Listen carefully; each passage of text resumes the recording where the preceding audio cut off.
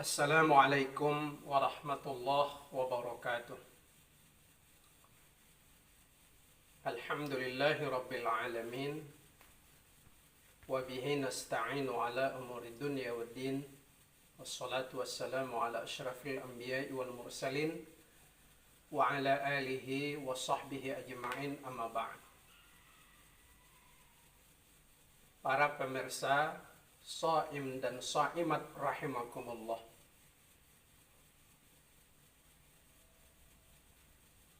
Dalam momentum Ramadan ini, para ustadz, para muballigh selalu menyampaikan sebuah hadis, man fariha bidukhuli Ramadan harramallahu jasadahu 'alan niran. Barang siapa orang yang bergembira menyambut kedatangan bulan suci Ramadan, maka Allah haramkan jasadnya masuk ke dalam api neraka. Hadis ini sangat populer dan sangat familiar di kalangan para ustadz. Dan itu termaktub di dalam buku Duratun Nasihin. Di dalam buku Duratun Nasihin di halaman 13 ya. Halaman 13 di sini disebutkan tidak ada periwayatnya.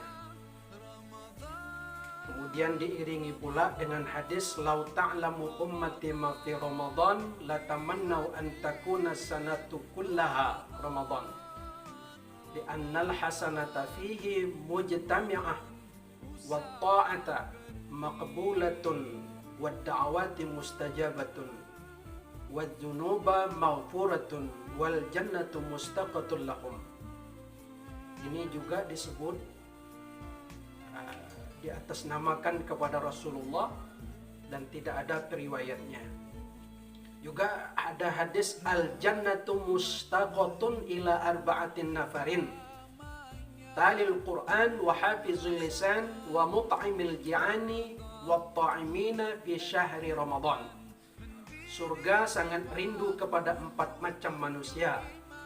Pertama, orang yang membaca Al-Quran. Kedua, orang yang menjaga lisan dari perbuatan keji dan mungkar.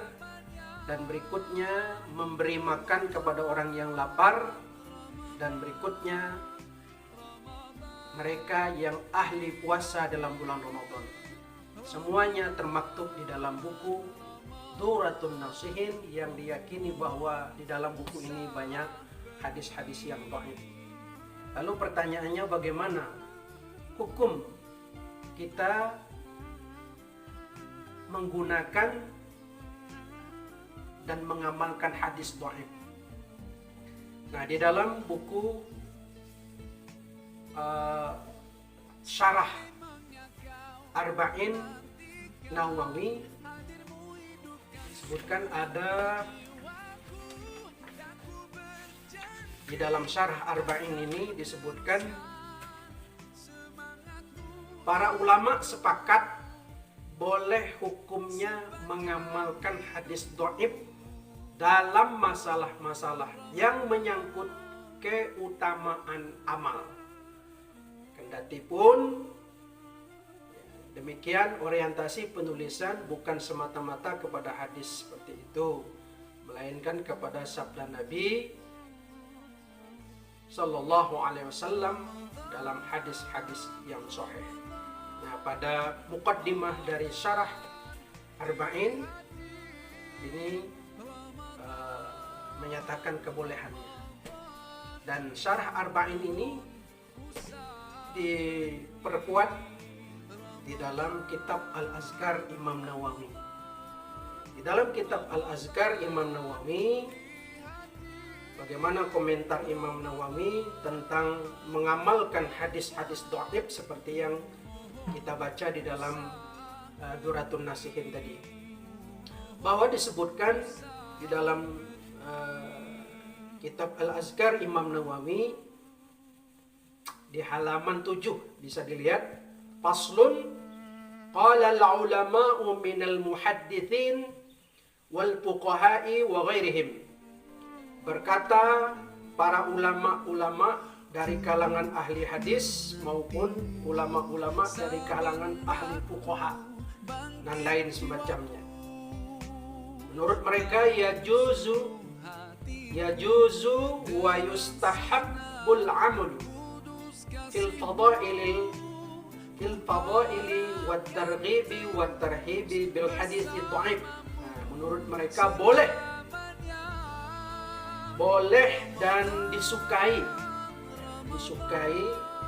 beramal dengan fadailul amal yang berkaitan tentang targhib. Targhib itu ya motivasi, semangat, dorongan supaya orang terpacu untuk semangat beramal ya. Nah, jadi boleh dalam hal itu. Kemudian wa tarhib juga dalam hal larangan-larangan, ancaman-ancaman. Nah, ini boleh walaupun hadisnya dhaif. Bil hadis dhaif, dengan hadis-hadis yang dhaif. Jadi boleh. Ma lam yakun maudhu'an, asalkan hadis tersebut tidak terlalu dhaif. Tidak terlalu dhaif. Bahkan apalagi hadis yang maudhu', ya hadis palsu, tidak boleh sama sekali.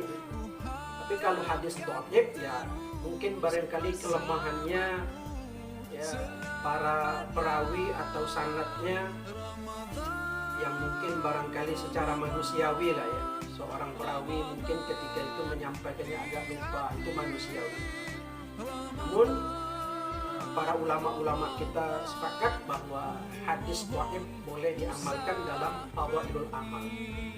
Wa ammal ahkamu kal halali, adapun hadis dhaif tadi kalau digunakan untuk soal hukum seperti hukum halal wal harami wal bai'i wan nikahi wat talaqi, yang berkaitan dengan haram, halal, jual beli, tentang nikah, tentang talak, wa ghairi dzalik dan lain semacamnya, fala yu'malu fiha, maka tidak boleh beramal dengan hal hadis yang dhaif tadi, illa bil hadis sahih awil hasani, kecuali hadis-hadis yang sahih, hadis-hadis yang hasan. Artinya hadis dhaif tidak boleh digunakan dalam hal hukum, dalam hal halal dan haram.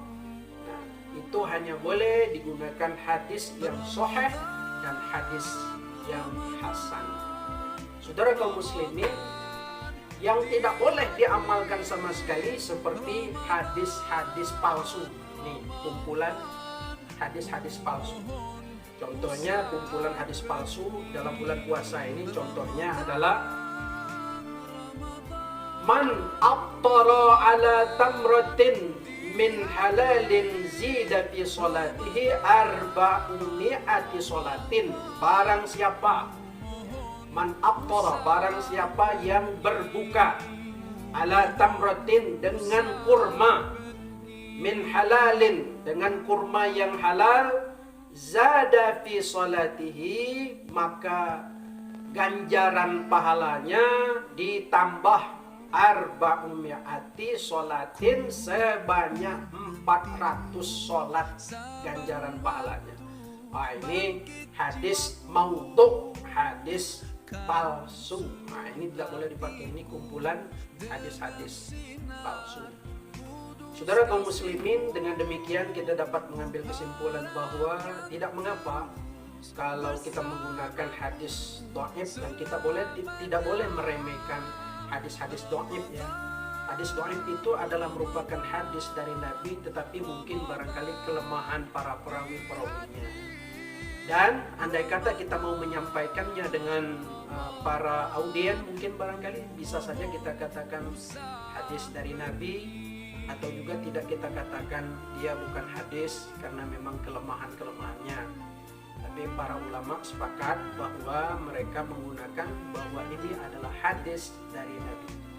Demikian, mudah-mudahan bermanfaat Hadanallah wa iyyakum ajma'in. Assalamualaikum warahmatullahi wabarakatuh.